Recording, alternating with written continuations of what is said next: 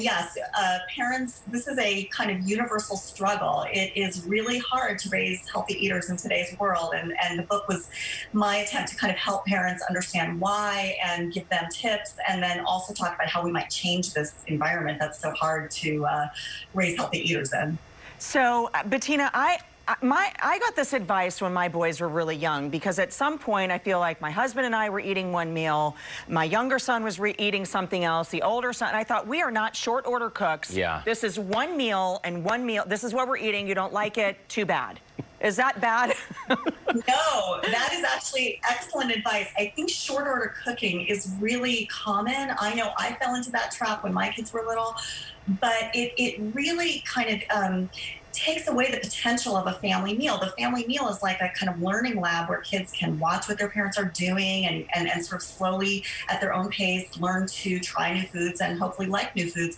If you're always short order cooking, like, we're having salmon and broccoli and you're having mac and cheese, then you're constantly kind of depriving kids of this wonderful learning opportunity. What about the environment during COVID-19, Bettina? Because you suggest that this extra time at home might actually be helpful for parents.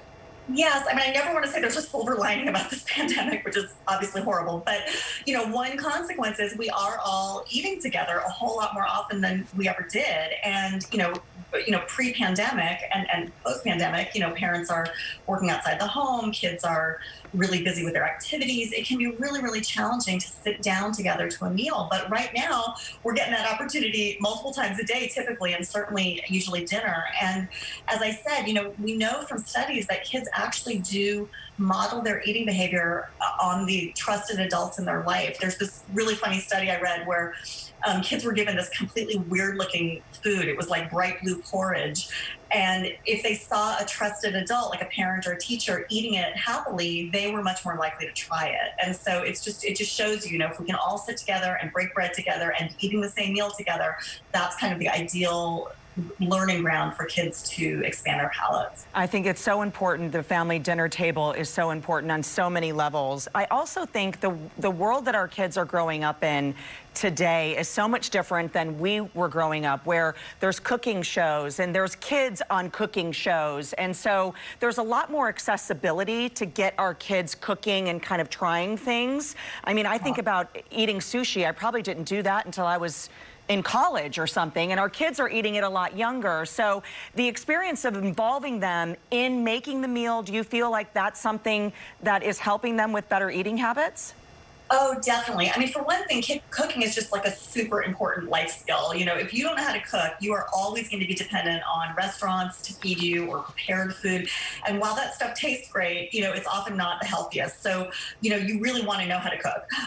But yes, for kids who are picky, especially, when you give them opportunities to explore food in contexts where they're not really expected to eat it, like gardening or not during COVID, taking them to the grocery store, or cooking, that's a chance for them to kind of get their hands on food and touch it and smell it, and no one's pressuring them to eat it. And it's a terrific way to give kids kind of a sense of control over the meal and give them this life skill and allow them to explore food in like a really unthreatening setting. And Bettina, what are some other concrete ways that we can involve kids in maybe the cooking process and expose them to different types of foods to expand their palate? Well, so some feeding experts actually have this idea of like a learning plate, which I think is really interesting. This is for the kid who really is, got a picky eating issue, is very selective, is to actually expose them to unfamiliar foods or foods that they don't think they like, apart from mealtime. We're talking about little kids here, but you put out like a learning plate where they can touch carrots, they can smell them, they can break them open and hear what that sounds like. They get a chance to explore in a safe way when they know that nobody is going to be expecting them to eat it. And I guess that leads me to just one other kind of overarching thing I think parents should really think about. We know from studies that when kids are pressured to eat at the table, that really almost always backfires. So you kind of want to avoid tricks that a lot of us have heard, like, just take 3 bites and you can have dessert and that kind of thing, because the studies show that really tends to make kids kind of, dig in their heels and not want to eat the thing you want them to eat. And also building a colorful plate, I think, is really important. It may not work the very first time, but keep trying. I love all of that advice. You also have a free virtual event coming up this week. Can you tell us a little bit about that? Yes, I'm super excited about this. The Evelyn Rubenstein JCC and Congregation Emmanuel here in Houston are co-hosting an event. It's this Thursday. It's at 7:30 our time, but we're actually being joined by JCCs from cities all over the country. I think 9 or 10 of them.